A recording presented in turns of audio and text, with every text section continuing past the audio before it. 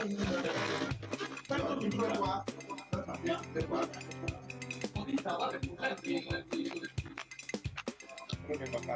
micro è fermo.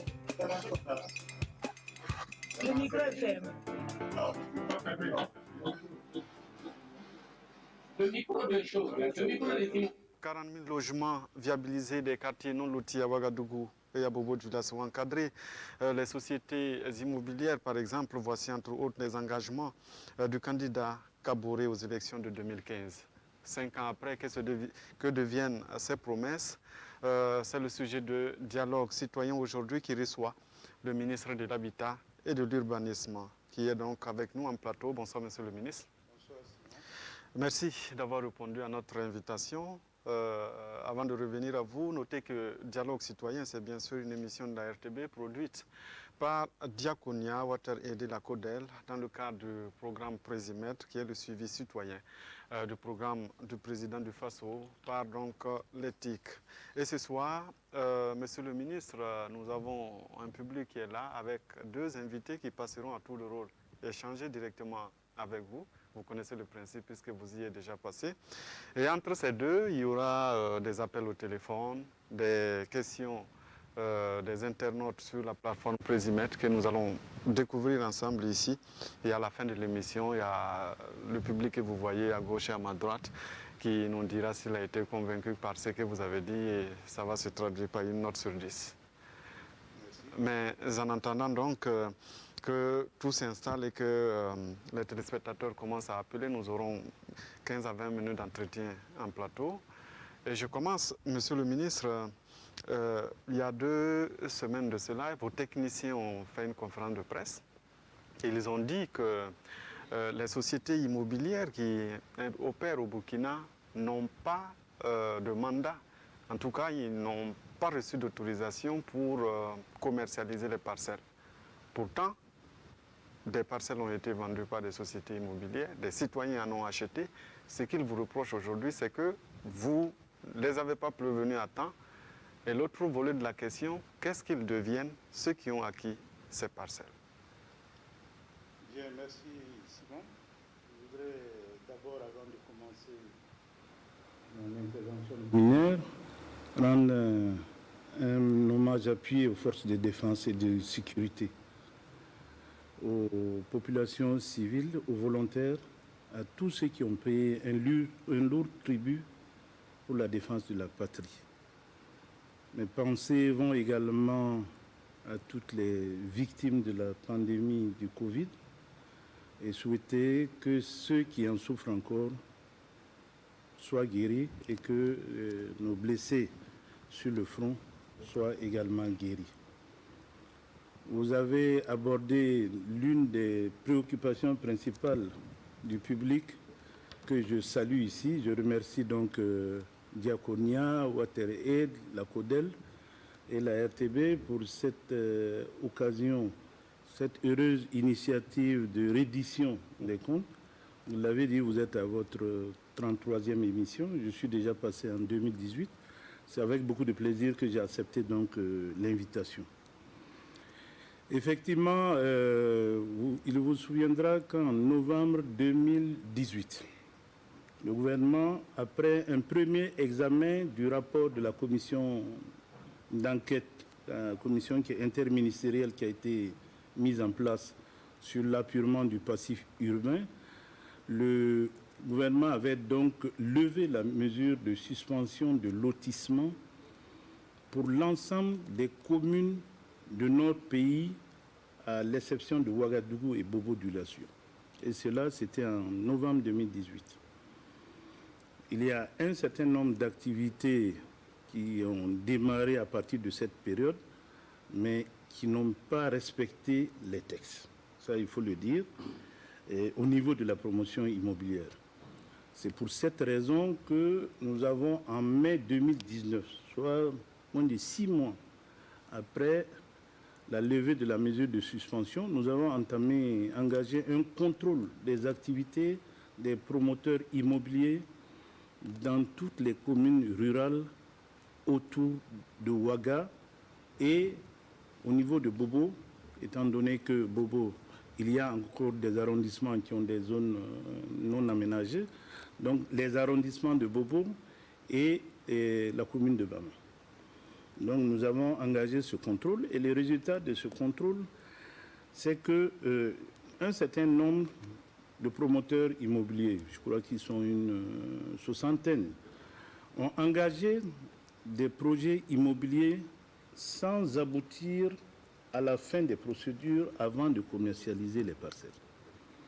Cela veut dire quoi? Cela veut dire que les parcelles qui ont été commercialisées, si on veut parler en langage simple, c'est des parcelles illégales parce qu'elles n'existent dans aucun registre de conservation des données cadastrales qui sont déposées au niveau du ministère des Finances, au niveau de la Direction générale des impôts. Donc ces parcelles sont illégales et ne devraient pas être commercialisées. Voilà. Donc nous sommes retrouvés dans cette situation, nous avons fait le point. Naturellement, des sanctions vont être prises et nous sommes en train d'examiner les différentes situations pour voir dans quelle mesure, je ne veux pas dire les populations innocentes parce que tout le monde sait ici, à Ouaga comme à Bobo, avant d'aller acheter une parcelle, vous vous assurez de l'existence de cette parcelle. Et il y a une structure comme le guichet unique des fonciers qui peut renseigner tout le monde. Ce n'est pas les premières transactions. Donc vous pouvez aller vous renseigner au guichet unique du foncier. Cette parcelle, elle existe, elle n'existe pas, avant de vous engager. Voilà. Mais c'est une situation de fait. Nous sommes en train de voir comment nous allons rattraper certaines attributions. Certaines. Certaines, pas toutes. Parce que les choses sont simples. Dans une ville, il y a la planification. Ce qu'on appelle la planification urbaine. On va revenir là-dessus. Voilà. C'est quoi? C'est-à-dire que dans une ville, tous les espaces ne sont pas dédiés au logement. Il y a des espaces pour la santé, il y en a pour l'éducation, il y en a pour le commerce, il y en a pour etc. etc. Voilà. Donc, ce n'est pas partout qu'on doit faire du logement. D'autre part, il y a des endroits où ce sont des bas-fonds. Voilà. C'est des zones qui ne doivent pas être aménagées. Inondables et voilà. Qui ne doivent pas être aménagées. Pour les cas de ce genre, vous verrez que c'est difficile pour nous d'avaliser de telles situations. Donc, ce qui va se passer, nous allons regarder. D'abord, nous allons prendre des sanctions assez sévères et nous verrons comment rattraper. Voilà. Mais il faut dire que ceux qui sont acceptés de jouer ce jeu n'ont pas totalement raison. Voilà. Je dis, vous avez la possibilité de vérifier. Quelqu'un qui va mettre 5 millions dans une parcelle, vous avez la possibilité d'aller vérifier. Vous n'allez pas aller les yeux fermés acheter une parcelle. Alors, voilà. Monsieur le ministre, vous avez évoqué tout à l'heure la question du passif. Ça fait pour Ouaga et Bobo bientôt 5 ans qu'on a arrêté pratiquement les opérations de lotissement, mais aussi tout ce qui tourne autour de l'administration foncière. Il y a des communes où il est impossible aujourd'hui, parce que les commissions qui s'occupent de ces questions-là n'existent plus, de corriger ne serait-ce qu'une erreur de frappe sur le nom, par exemple, de quelqu'un. Vous vous appelez Tankwano Mamadi, on se trompe sur votre nom, et vous voulez faire corriger ce papier-là, vous ne pouvez pas le faire à l'heure actuelle. Et il y a un notaire qui m'a dit qu'il y a des communes aussi où les maires refusent de signer des PUH.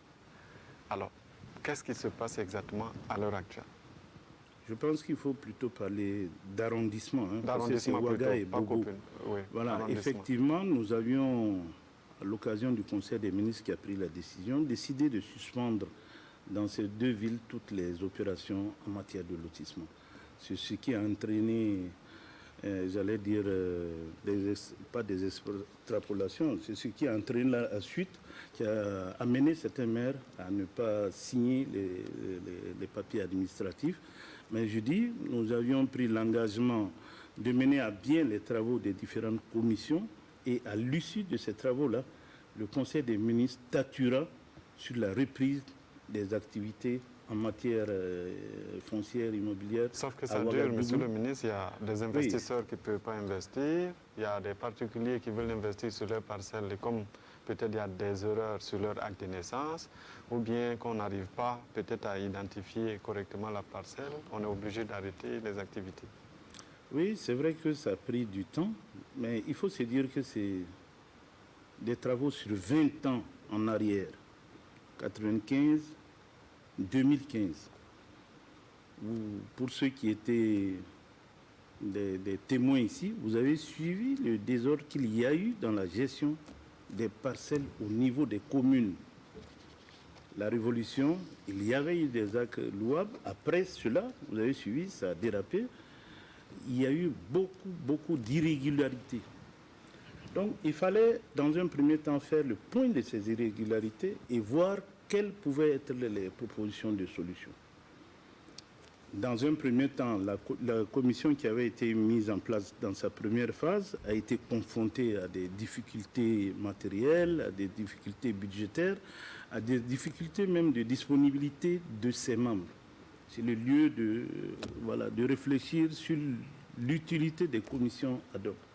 On désigne des membres du ministère, ou qui viennent ou qui ne viennent pas. On désigne des membres de la société civile. Parce que peut-être il n'y a pas de mesures d'accompagnement. Si, il y a des mesures d'accompagnement qu'ils jugent insuffisantes, mais c'est les textes du pays. Si on vous dit que l'indemnité du journalière, c'est 2 000 francs, ce n'est pas parce que c'est la commission d'appurement qu'on va vous donner 10 000 francs. Voilà, c'est aussi simple. Ou bien vous assistez à des situations où des membres d'OSC, organisation de la société civile, ont pris en otage les rapports des commissions.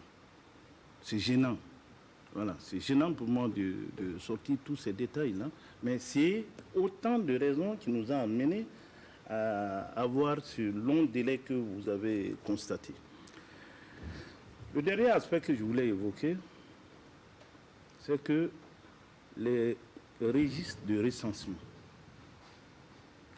les PV de recensement, les registres d'attribution, les PV d'attribution, c'est surtout dans ces PV qu'il y a beaucoup d'erreurs. Ont été détruits.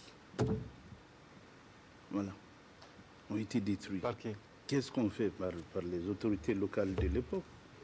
Voilà. Parce qu'elles ont il y a des beaucoup choses à de se pluie reprocher, quand ou bien... des poursuites judiciaires. Okay. Pour éviter les poursuites judiciaires, ont été brûlées. Voilà, si vous voulez que je dise le terme froid, ont été brûlés. Dans quelle localité à Ouagaou, à Bobo? Partout. Voilà. Donc, quand souvent on entend des propos, le gouvernement protège certains maires, etc., nous sommes dans un état de droit. Il y a la séparation des pouvoirs. La justice fait son travail. Il peut arriver que dans l'instruction d'un dossier, un citoyen, il a les droits et des obligations, un citoyen obtient la liberté provisoire, machin. Bon, on crie que c'est la complicité du gouvernement. Non, il y a une séparation nette. La justice poursuit son cours. Le gouvernement également fait son travail suivant les instructions et les orientations du président du FASO et essaie d'apporter des éléments de réponse. Il faut dire que ce dossier est extrêmement chaud, vous le savez. Voilà. Alors, la dernière question que je vais vous poser avant qu'on donne la parole aux panélistes, c'est il y a à peu près 2 ans de cela, vous aviez demandé aux citoyens de payer 2 000 francs pour souscrire, en tout cas, à des logements. Ça fait longtemps qu'on ne vous entend plus parler, en tout cas, vous n'avez pas rendu compte aux citoyens de ces 2 000 que vous avez pris. Ils n'ont pas eu de suite. Qu'est-ce que vous avez fait avec cet argent? Et puis, est-ce que c'est remboursable pour ceux qui n'ont pas eu leur logement? Bien, je pense qu'il y a eu des occasions où on est revenu sur la question des 2000, des conférences de presse animées ou par moi-même ou animées par mes collaborateurs où on a abordé cette question. Je vais revenir en arrière.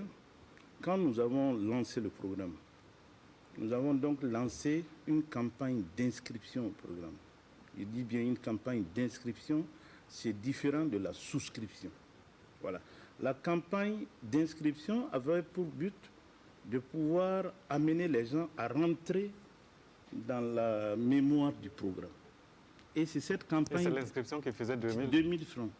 Et elle a servi également à pouvoir cerner la demande, à pouvoir cerner le standing. Par exemple, je prends une commune quelconque dans le Mossilan, là-bas, Puitenga. Puitenga, il y a combien de gens qui veulent des logements? Il y a combien de gens qui veulent des logements sociaux? Il y a combien de gens qui veulent des logements économiques? Cette campagne-là nous a permis d'avoir ces statistiques-là. Après la campagne d'inscription, dans la mesure où vous êtes inscrit maintenant dans le programme, dès que nous lançons une opération de construction à travers des SMS, si ce n'est pas vrai, les gens pourront, à la fin de l'émission, vérifier au niveau du CGC, à travers des SMS, on vous envoie des messages pour dire que bon, le programme a prévu 500 000 logements dans telle localité. Et ces logements, voici les différents standings, voici les coûts. Et maintenant, nous pensons à la deuxième phase, qui est la campagne de souscription. En ce moment, vous vous engagez. Je ne pense pas qu'avec 2000 francs, vous allez vous engager. En ce moment, vous vous engagez à rentrer dans le programme. Et dans les conditions du programme, où, par exemple, on dit les logements sociaux, c'est 7,5 millions, vous devez payer 750 000 d'avance. Les logements économiques, c'est autour de 16 millions, vous devez payer 4 millions voilà, et quelques d'avance. Et ça, vous devez le payer sur 6 mois, sur 1 an, etc. En ce moment, vous rentrez dans le programme. Et dès que vous rentrez dans le programme, nous faisons le point. Si le nombre de souscripteurs est inférieur au logement disponible, mais tous ceux qui vont souscrire auront des logements.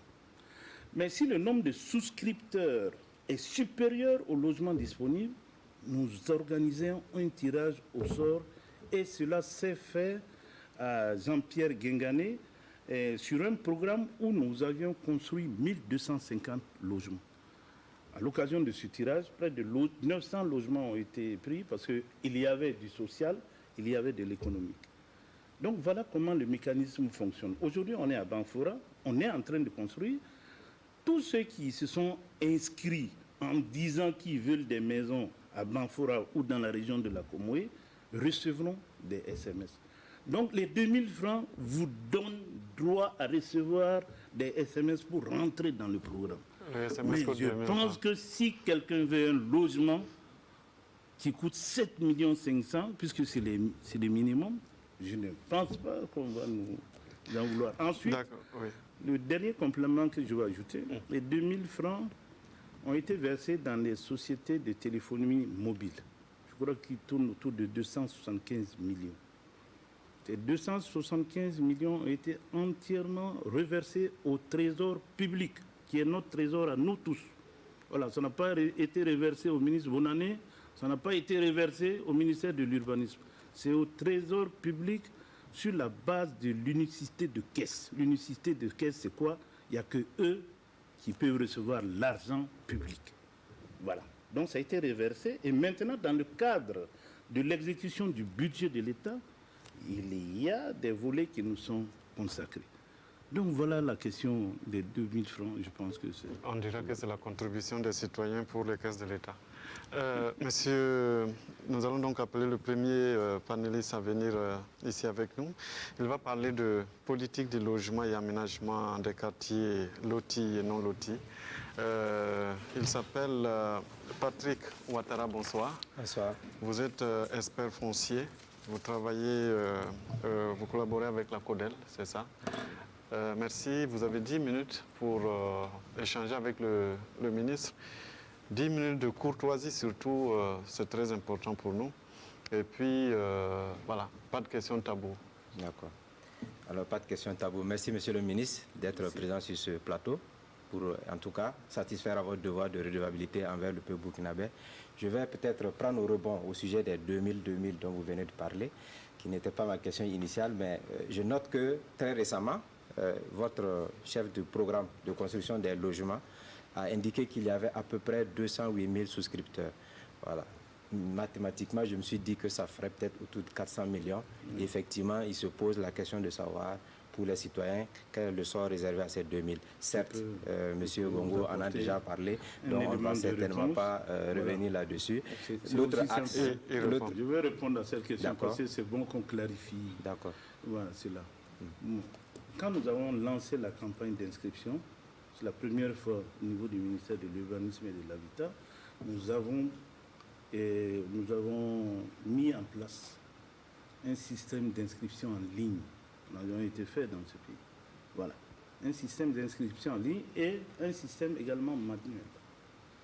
Donc, les gens se sont inscrits à travers des souscriptions manuelles, mais la condition pour que vous soyez enregistré dans le programme, là, c'était que vous payiez les 2000 francs chez l'opérateur de téléphonie mobile.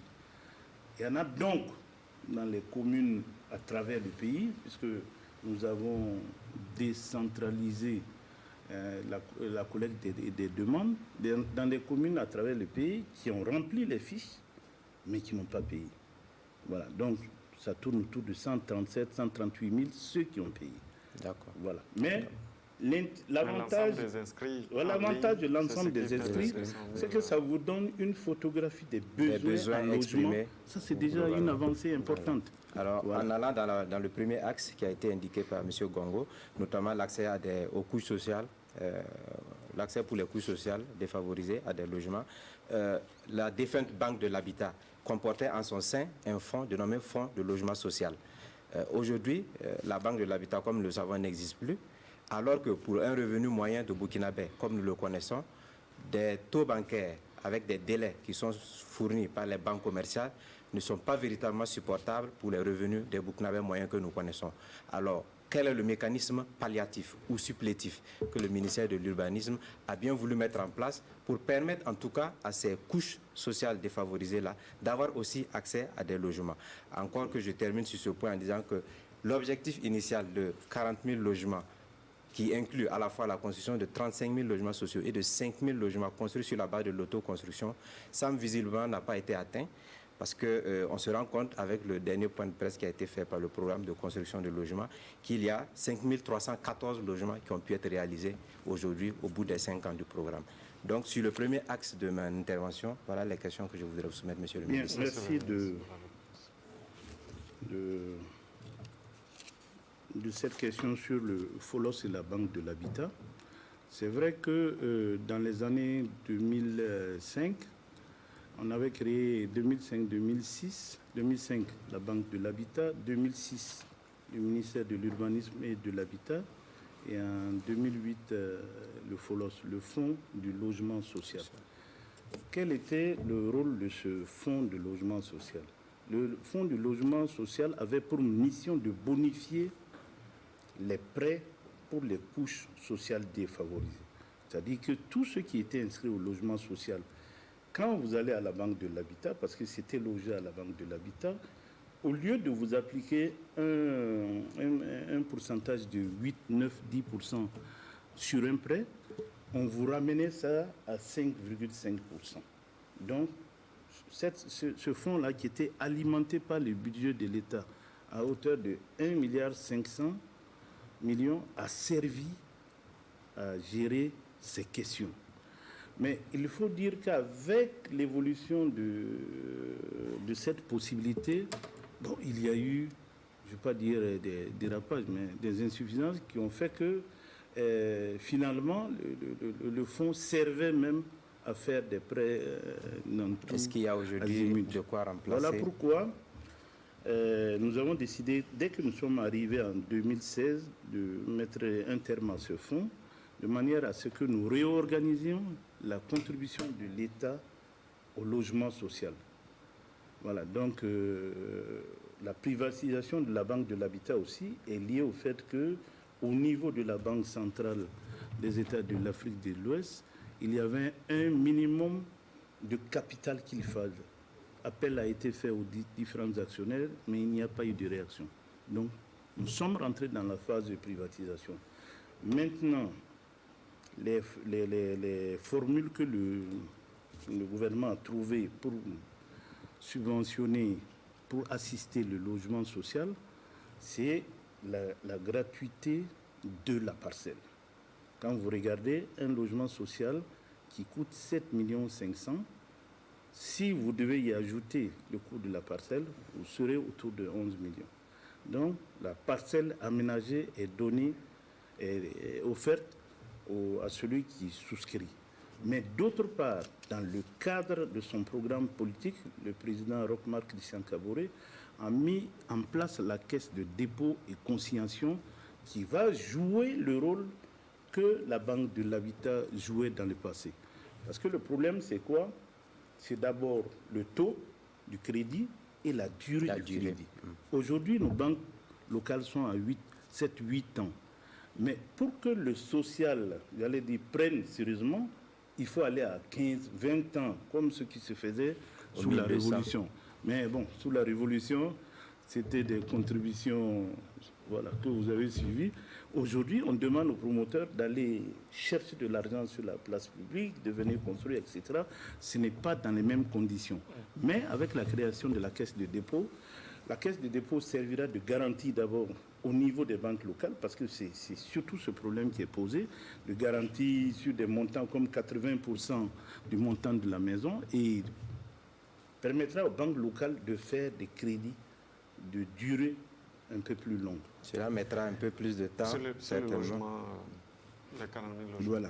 Bon, sur les 40 000 logements, comme vous l'avez remarqué, nous avons fait le point de la demande. On était à 208 000. Il y a eu des programmes précédents, les 10 000, etc., etc. Même les 40 000, on était largement en deçà de ce qu'il fallait pour combler le déficit. Mais nous avons lancé cette opération dans l'espoir de doter l'ensemble des chefs-lieux de région, l'ensemble des chefs-lieux de province, l'ensemble des chefs-lieux de communes rurales d'un minimum de parcs immobiliers. C'était 300 pour les régions, 100 pour les chefs-lieux de province, 50 pour les chefs-lieux de communes rurales et 50 de 50 à 25, voilà. Donc on avait envisagé et nous avons lancé l'opération. Je crois que la machine était dans un bon envol avec l'opération au niveau de Gawa. Vous avez vu, nous avons eu une expérience inédite en Afrique de l'Ouest. 475 logements en matériaux locaux dans une cité. Quand vous allez à Gawa, c'est une très belle cité. Donc, nous avons lancé cette opération. Mais malheureusement, après cette opération, nous avons connu un certain nombre de difficultés. Les difficultés d'abord dans la mobilisation du foncier. Vous êtes témoin ici de ce qui se passe dans la région de Ouagadougou. Tous les matins, les gens sont avec des pancartes. Et dans un certain nombre de communes où vous acquérez le foncier, après, il y a des manifestations, on revient en arrière. Donc, les questions de mobilisation du foncier. Vous avez vu que je me suis même déplacé à Logo-Fourceau, dans la commune de Bogo-du-Lasso, à 2 reprises. Voilà, parce que ça aussi, il faut convaincre les gens.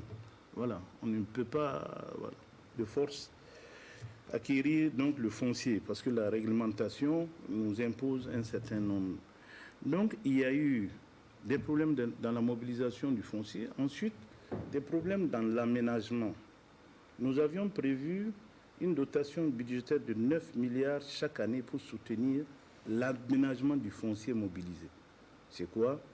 Dès qu'on arrive à avoir le foncier, on va faire les levées topographiques, on fait les plans, on fait le lotissement, on dégage les voies principales, etc. On a prévu 9 milliards. Donc si vous calculez depuis le lancement du programme en 2017, 9 milliards sur les 4 années jusqu'en 2020, on devait avoir 36 milliards au niveau de la structure chargée du programme. Bon, nous avons eu en tout et pour tout 4 milliards et quelques. Donc ça aussi c'était un autre problème. Et le dernier, je veux résumer, le dernier problème c'était la capacité des deux acteurs. La capacité des promoteurs immobiliers et la capacité des acquéreurs. Voilà. Donc, on a été confronté à des problèmes de capacité de mobilisation de ressources au niveau des promoteurs immobiliers, parce que le système est le suivant, c'est vous qui allez chercher l'argent. Ne pensez pas que c'est le ministère qui donne l'argent aux promoteurs, vous allez chercher l'argent, vous venez, vous construisez, des acquéreurs accèdent et on vous rembourse sur 2 ans, 3 ans. Donc, il y avait ce problème de capacité des promoteurs et des acteurs. Je vous donnerai l'exemple. À Gawa, nous avons réussi l'exploit de faire des logements sociaux à 3,5 millions. Voilà, vous pouvez le vérifier. Il y a des gens qui ont acquis ça et qui, au bout de 6 mois, 1 an, sont revenus nous remettre nos maisons. Bon, vous vous posez des questions. Voilà. Dans les communes comme Manga, concernant le programme toujours, dans les communes comme Manga, C'était un chef-lieu de région, on avait prévu 300 logements, on a réalisé les 300 logements, on n'a eu que 90 souscripteurs. Vous allez à Manga aujourd'hui, il y a 210 logements qui sont là. Voilà, c'est autant de trucs. Même à Gawa, on a une vingtaine de logements encore. Donc, quand les gens évoquent ces questions, je vais vous il faut demander nuancer. de vous résumer. De résumer, On a déjà voilà. épuisé les 10 minutes, mais exceptionnellement, je vous Voilà, remercie. alors je crois qu'on a Je un peu... demande à Voilà. monsieur le Du point de ministre vue de la résumer, et viabilisation vous aussi, des allez habitats rapidement spontanés, par là où voilà, le taux qui était visé, c'était 10% à l'orée 2020. Parce que le chiffre de base était de 17,2%. Aujourd'hui, quel est le taux, si vous pouvez nous le dire, de viabilisation dans ces zones à habitat spontané qu'on appelle communément non lotis? Et sur le passif du foncier, un peu rapidement, comme vous l'aviez souligné, la dernière question, il y a véritablement un souci parce que beaucoup avaient fait des demandes dans l'espoir qu'il y ait des solutions très rapidement. Des conflits qui étaient latents sont en train de devenir ouverts parce que les gens ne voient rien venir. Les rapports qui étaient censés être adoptés, je pense que lors de votre dernier passage, des délais assez courts avaient été donnés. Malheureusement, ils n'ont physiquement pas été respectés. Qu'est-ce qu'on peut nous en dire aujourd'hui, monsieur le ministre? Bon, voilà. Rapidement, 2 minutes. 2 minutes, pardon. rapidement. Pour ce qui est des zones, comment des aménagements dans les zones non loties, il y a deux types de zones. Il y a les zones qui avaient été loties depuis la Révolution et qui n'ont jamais connu même pas un passage de Caterpillar pour ouvrir les voies. Et là, nous avons à ce jour fait près de 400 km à Ouaga, Bobo, Goursi, Koudougou, etc., etc. Il y a un certain nombre de localités. Nous avons fait également 17 km de caniveaux, mais pour ce qui est des zones non loties, c'est un programme. Le programme de la stratégie de restructuration. La restructuration, c'est quoi en langage simple? C'est un lotissement dans une zone où il y a déjà des habitations. Parce que le principe est le suivant. Quand vous lotissez dans une zone nue, vous pouvez vous permettre toutes les fantaisies. Voilà, le terrain est vierge. Mais quand il y a des habitations, on fait l'effort d'essayer de sauver ce qu'on peut sauver. C'est pour cela que dans le langage, dans le terme scientifique, c'est la restructuration. Donc, nous avons commencé les discussions pour la restructuration. Il y avait à rencontrer d'abord les responsables des structures étatiques, les collectivités locales, les populations, et ensuite, maintenant, on passerait à la phase de l'enquête foncière qui consiste à voir dans chaque cour ce qu'il y a, etc., etc. Mais les communes qui sont les plus avancées aujourd'hui dans le processus de restructuration, là, la commune de Sava, où on est très avancé, la commune de Banfora également, et la commune de Puitenga. Sur la base de l'expérience que nous allons faire de la restructuration de ces zones-là, on pourra l'étendre aux arrondissements de Ouaga. Mais ce qui est sûr, les populations qui sont dans les zones non loties peuvent se rassurer qu'elles seront partie prenante en totalité dans l'ensemble du processus de restructuration. Donc, il n'y a pas d'inquiétude. D'accord. On va dire merci à M. Ouattara d'être venu échanger avec vous. Je vous ai laissé exceptionnellement développer, M. le ministre, parce que c'est une question assez sensible qui est très attendue par les téléspectateurs ce soir. Nous allons découvrir ensemble une question sur la plateforme Présimet. Une question de Dorine Ouedraogo du centre. Monsieur le ministre, à quand la levée de la mesure de suspension des lotissements et pour Ouagadougou et pour Bobo Dioulasso? Voilà. Bien, je pense que j'ai répondu à cette question, mais je veux revenir dessus. Allez-y. Voilà, j'avais dit qu'on a fini, on a déposé les rapports. Le gouvernement donc, va très bientôt examiner ces rapports et la suite, le gouvernement décidera de la reprise ou non de la suite à donner. Voilà, on en a déjà parlé, donc je crois qu'il n'y a pas de problème. Une autre question. Alors, il semble qu'il y a un petit problème, mais on me signale qu'il y a une question qui parle.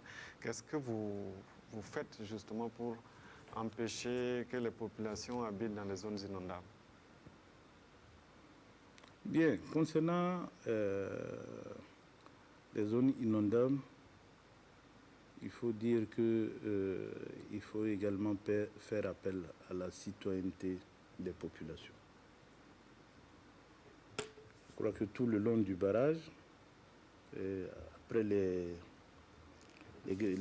pluies de septembre 2009, des zones ont été aménagées à Yagma où les personnes concernées ont été recasées, si on peut employer le terme. Ils sont allés, au bout d'un certain temps, le constat, c'est qu'ils sont revenus.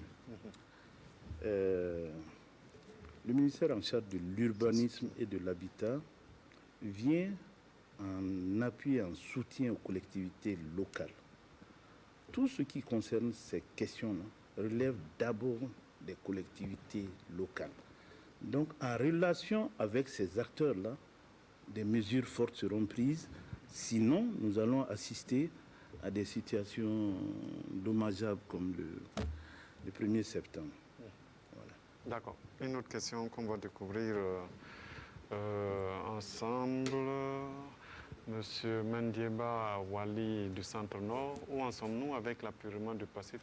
C'est une question qu'on a déjà abordée. Vous allez juste dire un mot là-dessus et puis on va continuer.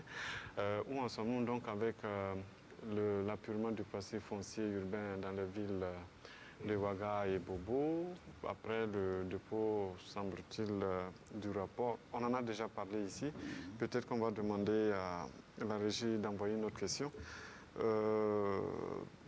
En signalant que les questions qu'on a déjà abordées, ce n'est plus la peine de revenir là-dessus pour nous permettre d'avancer, d'avoir le plus grand nombre de téléspectateurs.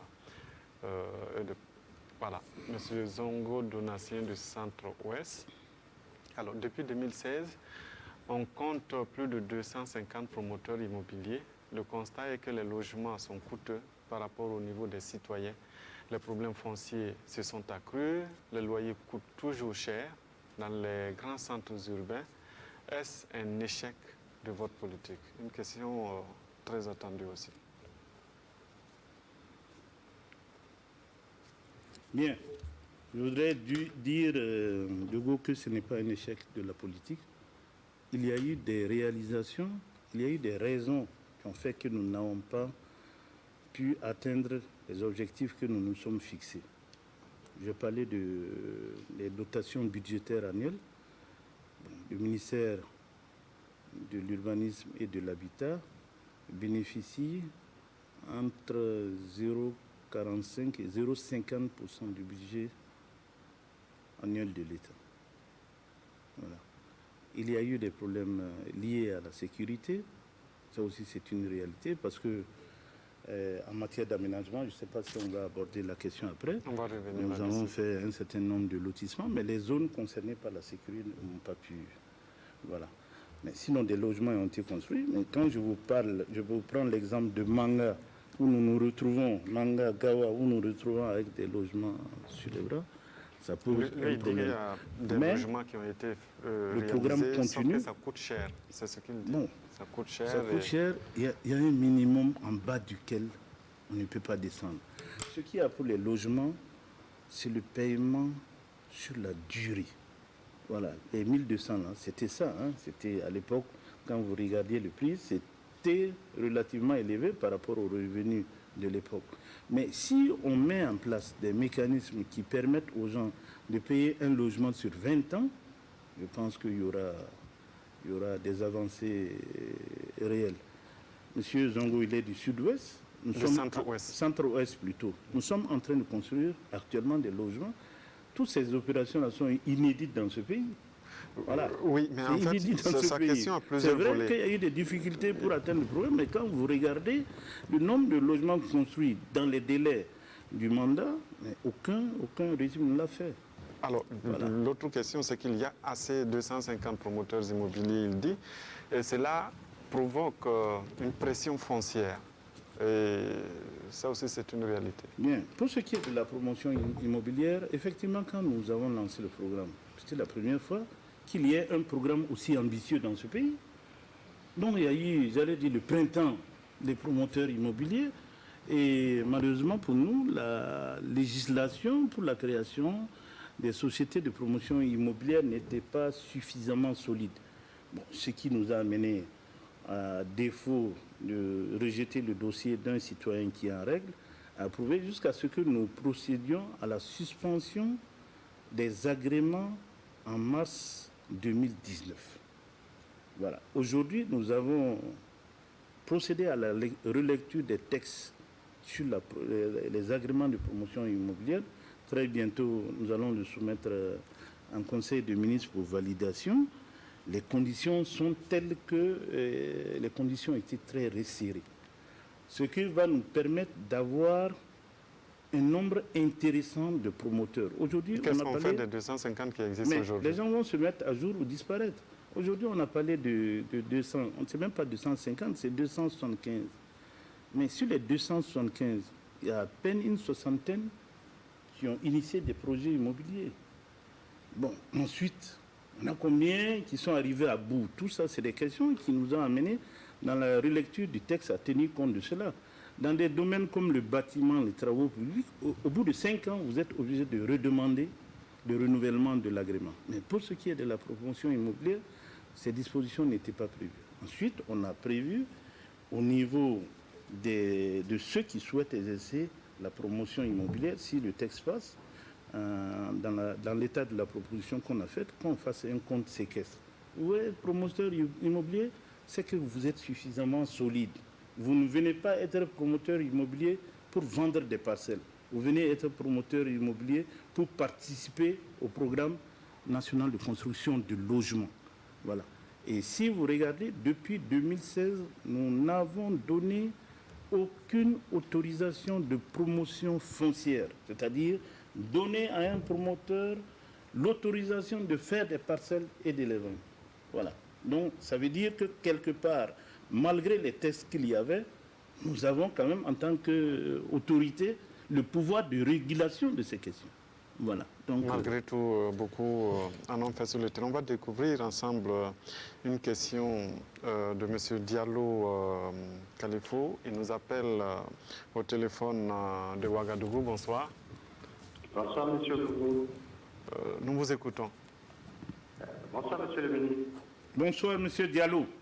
Je suis monsieur Diallo de la cité de Basenko. Oui, cité de Basenko. Voilà. Nous appelons par rapport aux engagements que le ministère de l'Urbanisme a pris par rapport au protocole d'accord signé avec les promoteurs privés, CGE, CDH, Wenpanga, PNDF, Logique, SA, etc.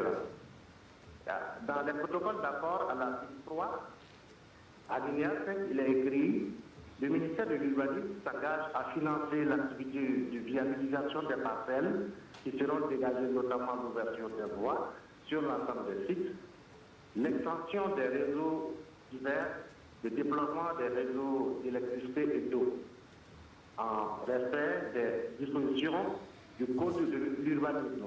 Je suis en train de citer l'article.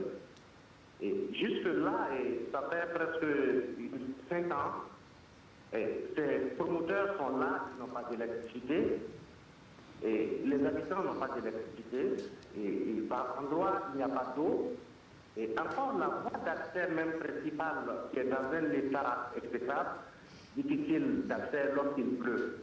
Alors que ce sont des engagements du ministère de l'Urbanisme et de l'Habitat. Et qu'est-ce qui explique que l'État vient non pris en compte de ce protocole par le ministère? Et à quand les habitants de la cité de Basenko vont voir le bitumage de la voie principale pour vraiment faciliter l'accès à la cité? Monsieur le ministre, pour la Bien, réponse. merci monsieur Diallo pour la question. Et vous savez que je suis beaucoup vos activités au niveau de votre association de résidents.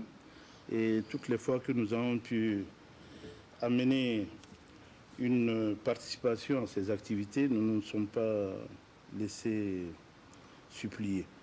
Pour ce qui est de la voie principale d'accès, dans un premier temps, il avait été prévu en PPP, c'est-à-dire qu'on allait passer avec un promoteur privé qui allait nous faire la voie et que l'État allait payer sur une certaine durée.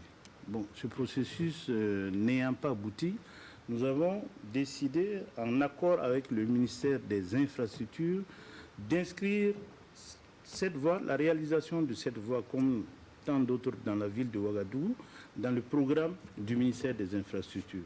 Bon, on avait bon espoir qu'on puisse réaliser cette voie en 2020, mais il semble que ça a été programmé pour 2021. Maintenant, concernant les problèmes d'eau et d'électricité de Basseko, c'est une réalité. Mais il faut dire que c'est un dossier dont nous avons hérité. Voilà, Basseko, c'est le quartier qu'on a créé après les inondations, etc., etc. On avait déjà construit des maisons, on avait déjà commencé les questions, on appelle ça la viabilisation, la voirie, l'eau, l'électricité et puis les caniveaux. On appelle ça la viabilisation. Donc on avait déjà commencé des actions. Quand nous sommes arrivés, nous avons poursuivi les actions. Je crois que depuis 2016, on a mis près de 5 milliards dans la viabilisation de Basseko. Nous sommes actuellement sur un autre programme de 2 milliards. Mais il faut dire que la zone est très vaste. Je pense qu'on avait fait des estimations à l'époque, on était à près de 85 milliards pour viabiliser Basseko. Quand vous prenez ces 15 000 parcelles, si vous mettez une moyenne de 6 personnes dans chaque parcelle, vous avez une ville, 90 000 habitants, 100 000 habitants. Voilà. Donc, ce sont ces difficultés et aussi la difficulté principale que nous avons eue au ministère, c'est la régulation budgétaire. Vous êtes dans le pays, vous savez tous les problèmes que le pays a. Aujourd'hui, si ça coince au nord, si ça coince à l'est, etc., etc., bon, le gouvernement opère des choix.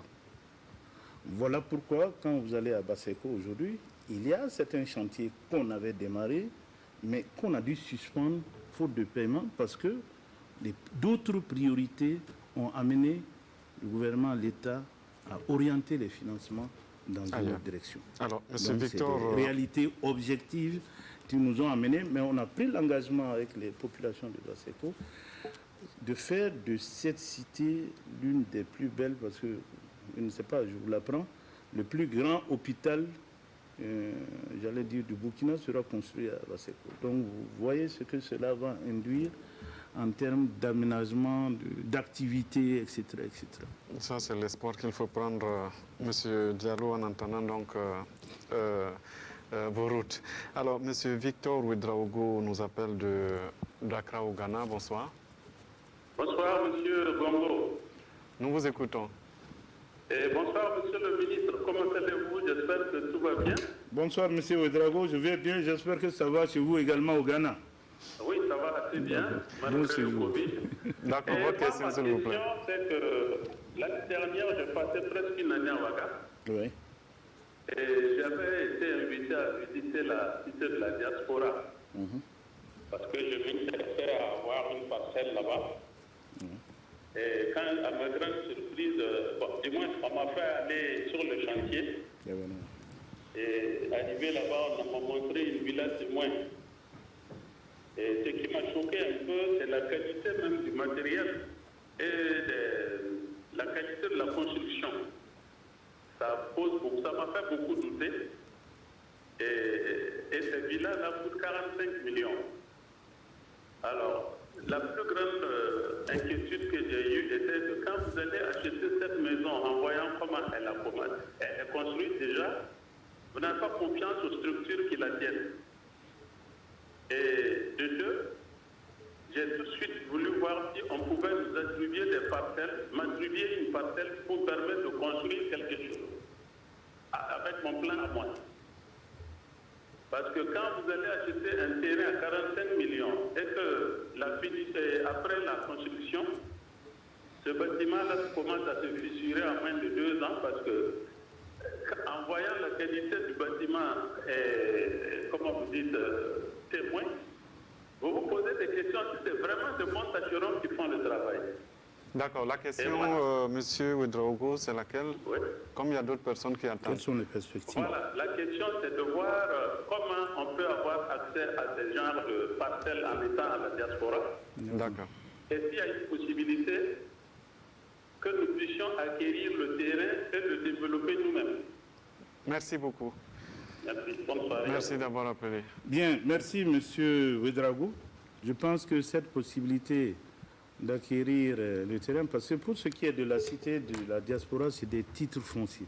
Donc c'est un niveau supérieur que le permis urbain d'habiter. Donc on pourrait voir dans quelle mesure vous pourrez acquérir, mais on serait obligé de vous encadrer pour la construction pour éviter que ça ne soit l'objet de spéculation. Je suis entièrement d'accord avec le constat qu'il a fait concernant les 3 logements témoins qu'on avait construits. Vous savez, dans le monde, je ne veux pas dire des affaires, on fait une consultation, on choisit un promoteur. Dieu merci, on passe toujours par les logements témoins. Nous avons également été déçus par ce promoteur, comme M. Ouedraogo. Donc nous avons arrêté le contrat. Voilà. Mais je voudrais dire à M. Ouedraogo, s'il a des parents ou des amis qui sont là actuellement, qu'il fasse un tour à la cité de la diaspora. Il verra la qualité des logements qui ont été construits et qui sont en train d'être construits. Voilà. D'accord. Donc il pourra me revenir, M. Ouedraogo passe de temps en temps au cabinet, il pourra me revenir au cabinet. D'accord. On parlera. Sur question plateforme, Monsieur le ministre, on va découvrir ensemble Monsieur Mamoudou Kaboré du Centre. Monsieur le ministre, nous vous demandons de publier la liste des sociétés immobilières qui ont des agréments, des titres fonciers, une autorisation de lotir sur le site web du ministère, par exemple, pour orienter les citoyens avant toute acquisition. On parle des parcelles dont on avait parlé donc, tout à l'heure. c'est ce que je disais, dans le contrôle qu'on a fait, pour ce qui est des agréments, ça, ce n'est pas un problème, hein, il peut être publié, c'est accessible, c'est comme les agréments en bâtiment, en travaux publics. Voilà, on peut les publier sur le site, je crois qu'on va s'y atteler, mais les sociétés qui ont poursuivi le processus jusqu'à terme, non, pour le moment, voilà, on ne peut pas vous donner de nom. Mais il faut dire que nous sommes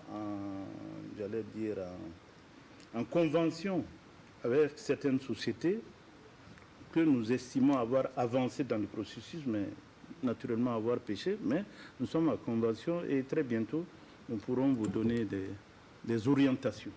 Voilà. Sur la question des parcelles, parce les que questions c'est ce de logement surtout, parce que je vous ai dit qu'on n'a pas encore signé de convention. Il y a eu des conventions, ou du moins des agréments dans le passé pour vendre des parcelles. C'est des coups partis, hein, c'est des situations qu'on est venu trouver, mais depuis que nous sommes arrivés, pour le moment, on n'a pas signé d'agrément. On a signé des agréments pour la construction. Voilà, mais pas de parcelles. C'est très parcelles important parce que c'est la question qu'il les pose. parcelles, la Sonature en fait, les communes en font, etc., etc. Mais pour les particuliers, pour le moment, pas. Voilà. Ceux qui ont des autorisations, c'est des autorisations qui datent d'avant notre arrivée. Voilà. Comme l'État, c'est la continuité. Mais ces personnes-là ont ces autorisations aujourd'hui et continuent de lotir. Donc ce sont ces personnes, enfin je veux dire personnes morales, qu'on vous demande de publier. Non, ils continuent de vendre, ils ne sont pas nombreux, hein, il y a peut-être 2, 3. Ils continuent de vendre des parcelles qu'ils ont acquises, mais pour lotir, il faut une autorisation qui est valable 2 ans. Au bout des 2 ans, si vous n'avez rien fait, l'autorisation est caduque. Hein, il y a 4 ans et demi que nous sommes là. Voilà. Donc à l'heure actuelle, personne ne devrait être en train de lotir et de commercialiser des parcelles. Voilà. On va inviter avec nous Monsieur Yaya Koulibaly. Rejoignez-nous sur ce plateau. Vous êtes là pour nous parler de la planification urbaine et gestion durable des villes. Vous êtes le président de l'Ordre des urbanistes du Burkina. Bonsoir. Bonsoir, monsieur. Vous avez aussi 10 minutes pour parler avec le ministre. On n'a pas besoin de vous demander la courtoisie puisque vous êtes devant votre ministre. Ok. Bonsoir, monsieur le ministre. Bonsoir aux téléspectateurs. Avec des questions courtes, précises, pour permettre au ministre de répondre courtement et donner la possibilité aux téléspectateurs de poser des questions. Ok. Alors, nous allons parler de la planification urbaine. Et donc, c'est une opération qui se situe en amont. Il faut dire que toutes les difficultés, peut-être qu'on peut recenser sur le terrain, sont en partie liées au fait que la planification urbaine a été ignorée ou qu'elle n'a pas été suffisamment prise en compte. Étant donné que le but de la planification urbaine c'est de disposer sur les grandes orientations donc, du développement de nos villes. Et de ce fait, il y a un ensemble de dispositions qui concernent la répartition zonale donc, des terres, des collectivités, des villes, et également la prévision pour les équipements structurants, les grands équipements qui permettent donc d'asseoir une vie harmonieuse et cohérente. La question maintenant. Voilà. Et la question est de savoir, Monsieur le ministre, le gouvernement a fait l'effort effectivement de doter et la plupart des villes, les grandes villes et les villes moyennes, d'outils de planification de premier niveau, c'est-à-dire le schéma directeur d'aménagement et d'urbanisme. La préoccupation, elle se situe au niveau du suivi de la mise en œuvre donc, des dispositions de ces outils de planification. Alors, que fait le ministère pour pouvoir donc appuyer les collectivités locales dans la mise en œuvre donc, des dispositions, des plans des schémas directeurs d'aménagement et d'urbanisme, sachant bien qu'au niveau des collectivités, nous avons un grand problème donc, de portage, de maîtrise d'ouvrage et de disponibilité donc, du capital humain. Monsieur le ministre. Bien. Merci, Monsieur le Président de l'Ordre. Je voudrais rappeler que nous avons à notre bilan la création de l'Ordre des urbanistes de Burkina. Voilà, ça, c'est une avancée. Monsieur le ministre dit que c'est grâce à lui que vous êtes là. Pas grâce à moi, grâce à notre programme. C'est une avancée remarquable parce que c'est un dossier qui était dans les tiroirs depuis 10 ans. Depuis 10 ans. Depuis 10 Donc, ans. je crois que ça montre la volonté politique de travailler à ce que la planification urbaine soit une réalité dans ce pays. Nous avons donc créé l'Ordre des urbanistes. Nous avons, à ce jour, nous avons adopté déjà 10 schémas directeurs d'aménagement et d'urbanisme pendant les 4 ans. Il y a 5 qui seront adoptés dans les semaines et mois à venir, avant la fin du mandat. Donc, on sera à 15 schémas directeurs, qui est le plus grand outil de planification, comme le président de l'Ordre l'a dit. Là aussi, c'est une performance qu'aucun régime n'a. Voilà. Ensuite, le dernier aspect, il y a le schéma directeur d'aménagement du Grand Ouaga. Le Grand Ouaga, c'est quoi? C'est l'espace de l'ancienne commune de Ouaga et des communes rurales tout autour, l'ancienne région la région du centre. Les 7 communes. Les 7 communes et la commune de Lumbila qui est du plateau central. Parce qu'on estime que Ouaga ne peut plus être viable sans la contribution de ces espaces-là.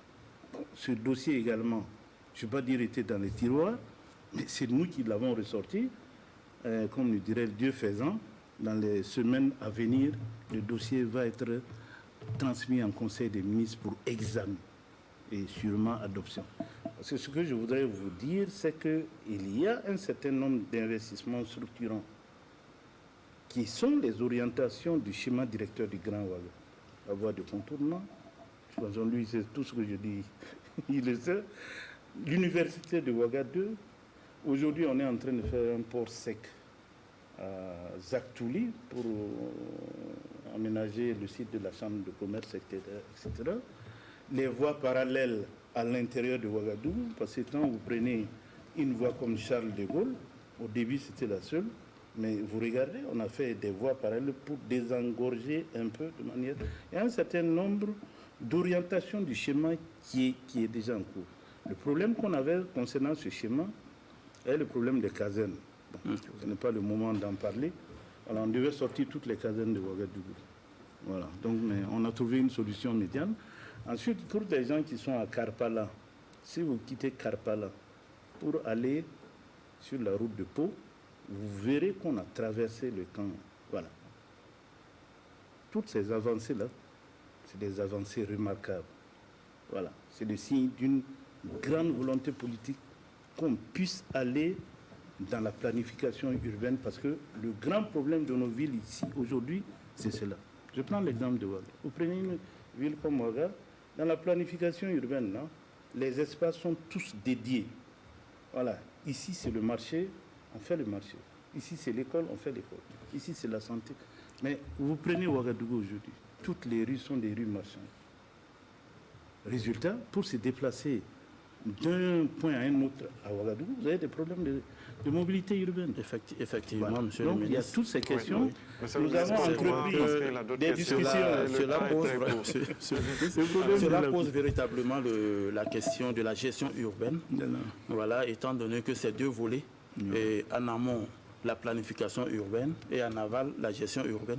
Aujourd'hui, l'on est tenté de se demander, avec tout ce méli-mélo, voilà, tout ce méli-mélo qu'on constate dans nos villes, les problèmes de voirie, d'aménagement, d'occupation anarchique de l'espace.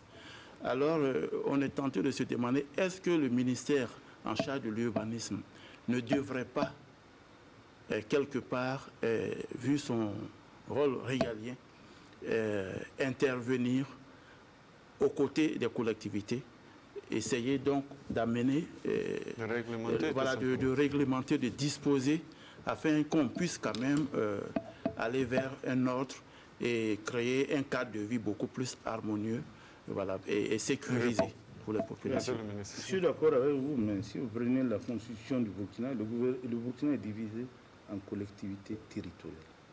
Nous sommes rentrés dans la décentralisation et tout temps dans ce processus-là a procédé à un transfert, que ce soit les compétences, que ce soit les ressources humaines et financières vers les collectivités.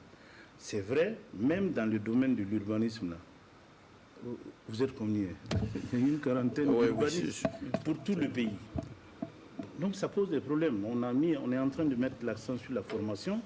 Avec les deux grandes communes que constituent Ouaga et Bobo, on est en interaction permanente.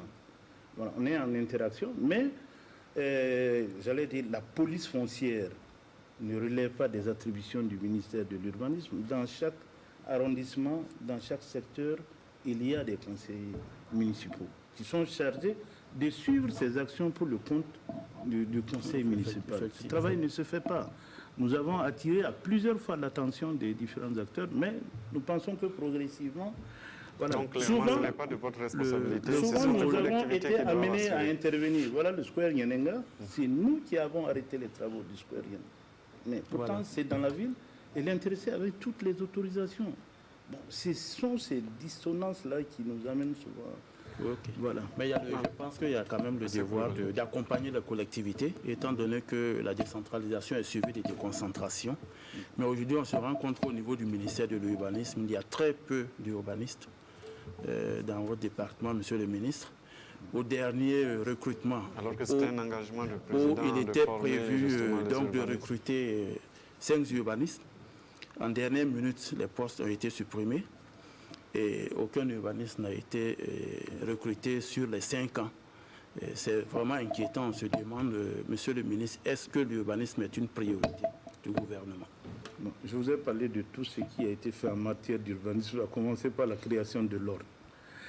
Je vous ai également dit que nous sommes en interaction avec les maires, pour ce qui est des maires de Ouaga et Bobo. Pour les maires des communes rurales, vous pouvez vous renseigner toutes les fois que nous avons l'occasion, que ce soit les commissions communales d'urbanisme, les commissions régionales, etc. Nous essayons d'apporter notre assistance. Mais il faut dire que le métier d'urbanisme n'existait pas dans la fonction publique. Voilà, là aussi, c'est à notre actif. C'est nous qui avons créé ça. Donc, il y a eu une avancée réelle. On a créé le métier d'urbanisme. Vous allez pouvoir peut-être... Hein? Non, c'est cette année qu'on a créé, à l'occasion de la rédaction des textes sur les métiers. Dans le domaine des infrastructures, il y a l'emploi d'urbanisme maintenant qui existe. Et donc, très bientôt, au prochain recrutement, nous allons employer des urbanistes. 2021. Mais je voudrais ajouter, malgré le fait qu'on n'ait pas pu lancer le concours des urbanistes, nous avons eu la petite intelligence de prendre des architectes urbanistes que nous pouvons déployer aussi bien à l'architecture qu'au niveau de l'urbanisme, parce que comme vous le savez, à l'école africaine, voilà, il y a cette possibilité-là d'être architecte urbaniste. Donc nous avons recruté des architectes urbanistes.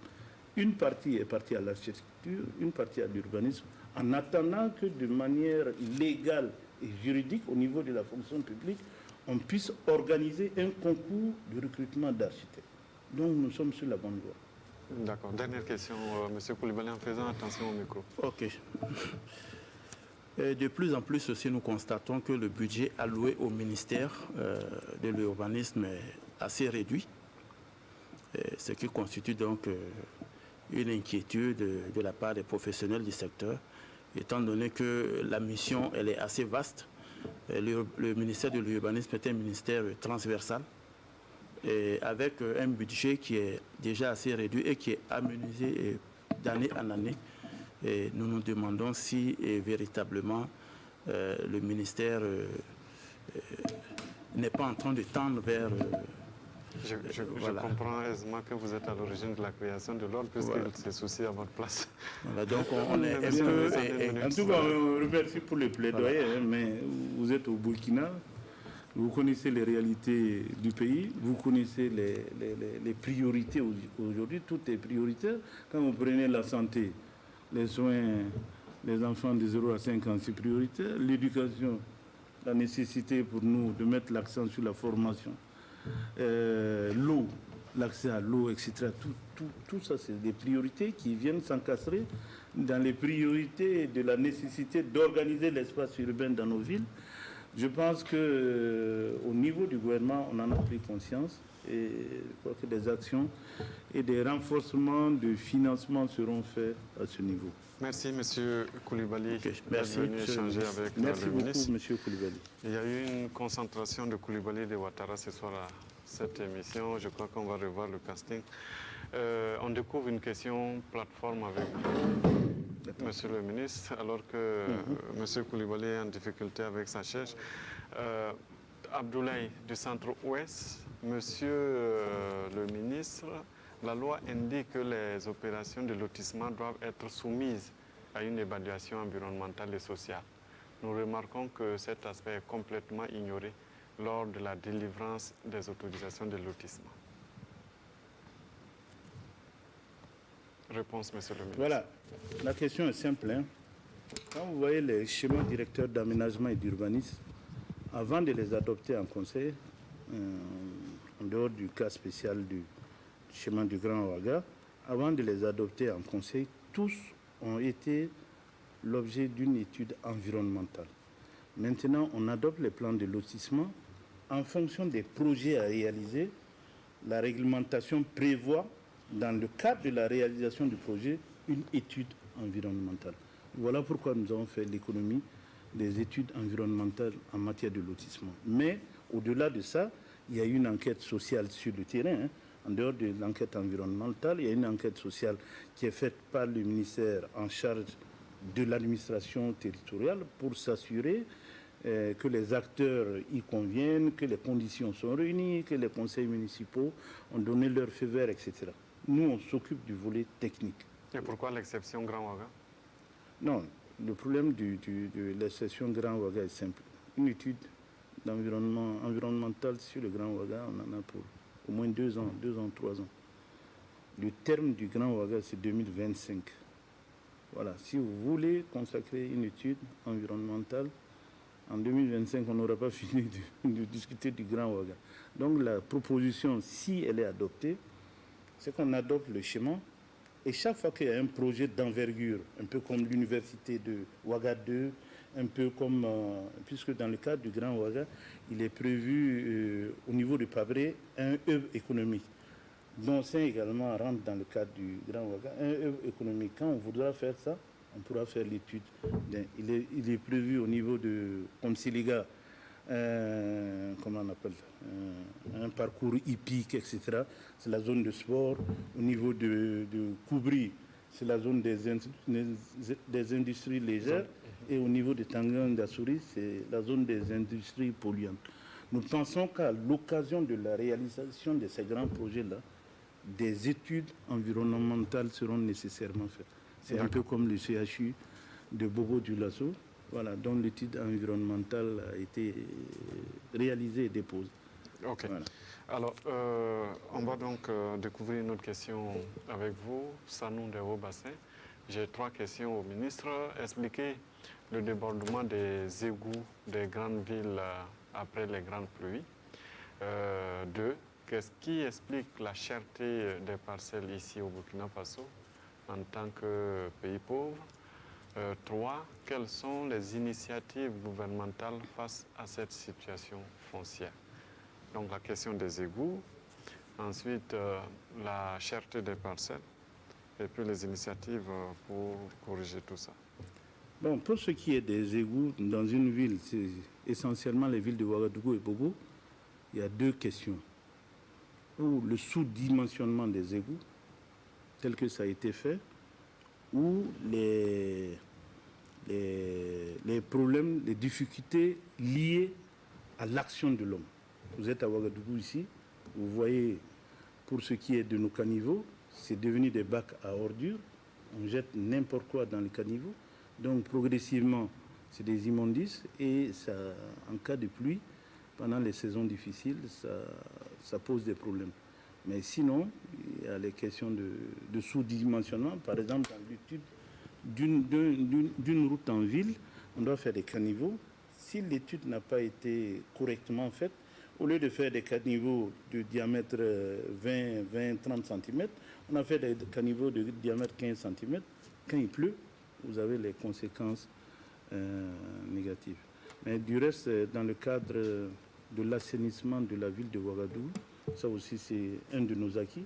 Nous avons lancé le projet Bangerwego, la 3e phase, qui consistera donc, puisque près des 3/4 des eaux d'écoulement de la ville de Ouagadougou se jettent au parc Bangerwego. Si vous avez constaté, un peu en face de l'école des infirmiers vétérinaires, vous voyez des stagnations d'eau. La dernière fois, les caïmans sont sortis. Heureusement qu'il n'y a pas eu de... Voilà, donc nous allons travailler à creuser un canal à l'intérieur du parc pour drainer les eaux vers le pont Anayele, pour ceux qui connaissent la zone à l'arrondissement 10, et continuer vers le Massili, qui est un affluent du Nakambe. Nous avons été aidés dans le cadre de ce projet par la BOAD pour un coût autour de 15 milliards. Le contrat est en train d'être signé, c'est pour un délai de 18 mois. Donc les travaux, si l'entreprise n'a pas déjà commencé, vont démarrer bientôt. D'accord. Voilà. Et la question de la cherté des parcelles? La cherté des parcelles, c'est une réalité. C'est dû au fait qu'aujourd'hui, la terre est devenue le seul bien facilement commercialisable au Burkina. Si nous avions avancé dans notre programme de construction de logements, c'est des aspects qui influent sur le coût des parcelles. Programme de construction de logements, on termine avec l'appurement. On met les parcelles dans leur réalité, parce qu'aujourd'hui, les communes rurales, on n'en a pas parlé, ça aussi c'est un de nos... à mettre à notre actif. Quand nous sommes arrivés, il y avait 88 communes rurales qui n'avaient jamais connu de lotissement. À ce jour, il y a 42 qui sont entièrement terminées. Il y a toutes les 88 ont démarré, mais il y a 36, dont 19 sont dans les zones à défi sécuritaire, et le reste, je crois, c'est 16, qui sont bloqués à cause des manifestations des populations. Ça veut dire que sur ce plan aussi, c'est des chiffres vérifiables. Il y a beaucoup de chefs-lieux de communes rurales qui vont rentrer dans la modernité à l'occasion. Je crois qu'on va organiser une cérémonie pour la remise afin que les gens puissent attribuer. Même la semaine prochaine, on peut organiser, puisque tout est terminé. D'accord. Voilà. De manière à ce que les gens puissent commencer à attribuer les parcelles là à des coûts raisonnables. Voilà. Ça va jouer un peu sur la spéculation. Voilà. On va découvrir une autre question ensemble sur la plateforme.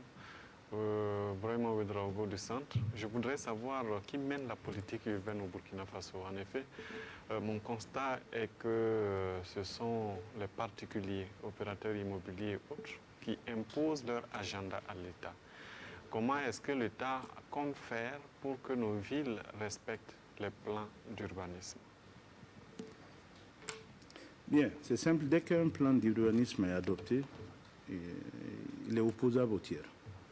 C'est-à-dire, aujourd'hui, on a fait le chemin directeur, je crois, de la ville de Ntiabobo. Voilà, cette zone est réservée j'allais dire, à une gare routière, telle zone est réservée à l'habitation, il est opposable. Personne ne peut sortir en dehors de ça. Voilà pourquoi nous sommes en train d'accélérer l'adoption du schéma directeur d'aménagement du Grand Ouaga. Voilà. Donc cela va nous amener, parce que dans la loi, dans les textes, c'est l'État qui dirige la planification urbaine. Voilà, et c'est séquencé au niveau des schémas directeurs. Parle du respect, en fait. Du respect, oui. Le respect. Dès que les outils sont adoptés, on va se donner les moyens de respect, en relation naturellement avec les collectivités locales. Je prends un cas, même au niveau de la forêt de Bangeruego.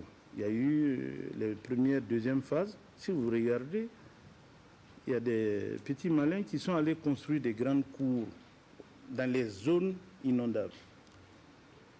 Vous regardez également, nous avons mis des croix sur ces bâtiments-là. En relation avec les collectivités locales, nous allons entreprendre des grandes opérations de respect des outils de planification urbaine. Ça a été le cas pour le square Nyenenga, vous avez vu. Voilà, donc il y a des espoirs. Alors, voilà. On va découvrir une autre question ensemble. Jonathan Combolgo du centre. Monsieur le ministre, voir de grands espaces clôturés à chaque fois que je quitte Ouaga fait saigner mon cœur. Qu'est-ce qui se fait ou est envisagé pour nous garantir des espaces cultivables les années à venir? Je crains pour ma génération et celle à venir. Aurons-nous un jour accès à la terre? Bien, je pense que vous aurez accès à la terre. C'est vrai qu'on ne peut pas donner une parcelle à chaque Burkinabé. On est 20 millions. On essaiera de travailler à ce que, d'abord, de construire en hauteur les HLM de manière à réduire l'étalement des villes, travailler à ce que les gens aient accès à la terre. Mais il ne faut pas que ça soit une fin. On accède à la terre, là, c'est pour construire un logement. Alors que dans l'esprit de certains de nos compatriotes, les gens accèdent à la terre pour faire la spéculation.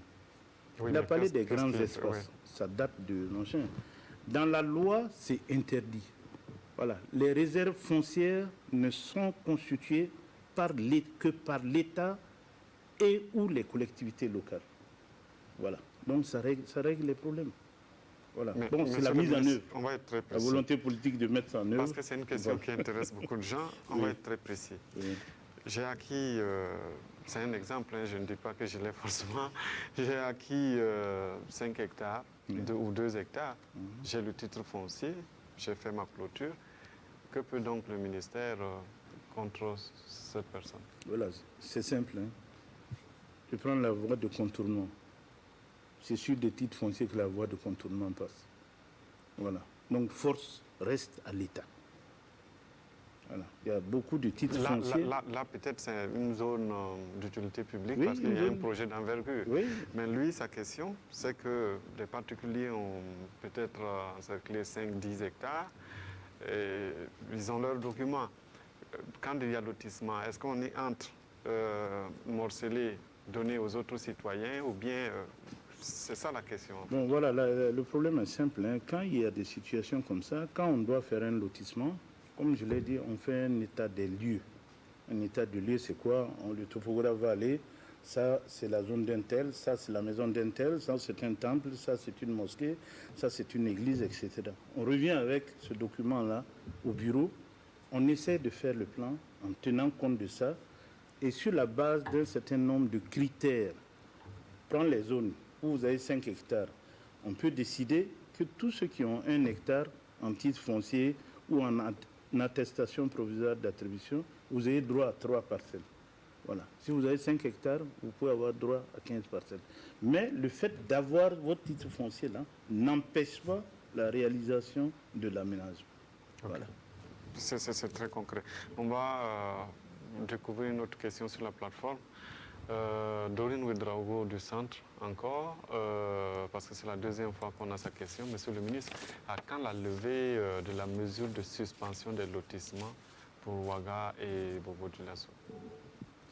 Le gouvernement décidera. Le rapport est déposé, le gouvernement décidera.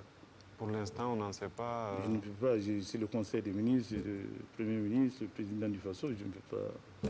Voilà. Ce n'est pas le ministre de l'Urbanisme qui décide.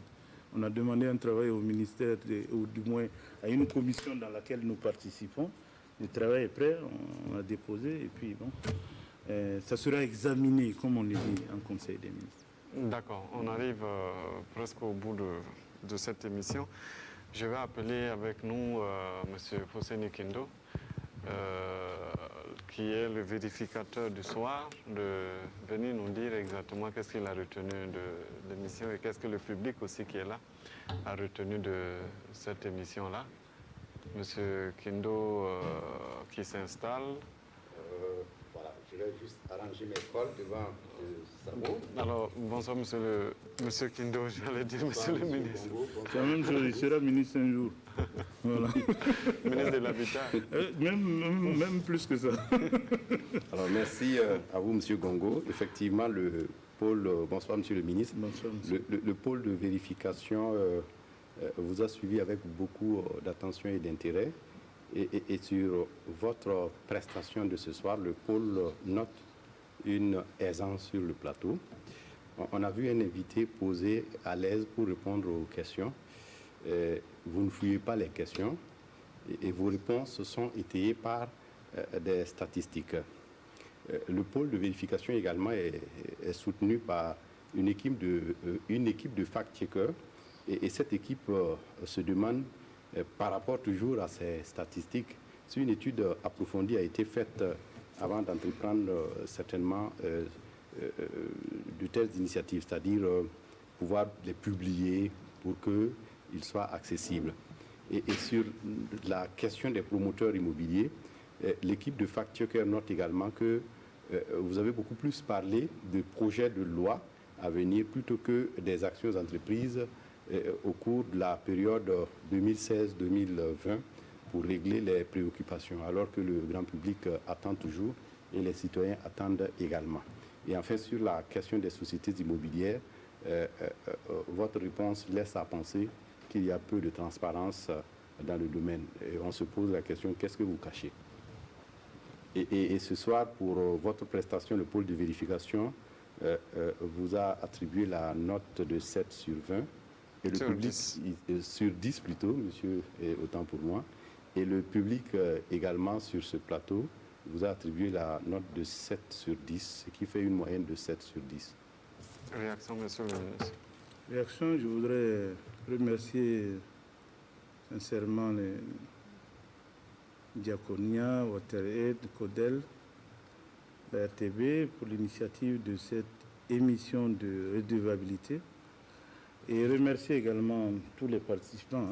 J'ai des jeunes frères qui regardent. Bientôt, ils seront responsables de ce pays.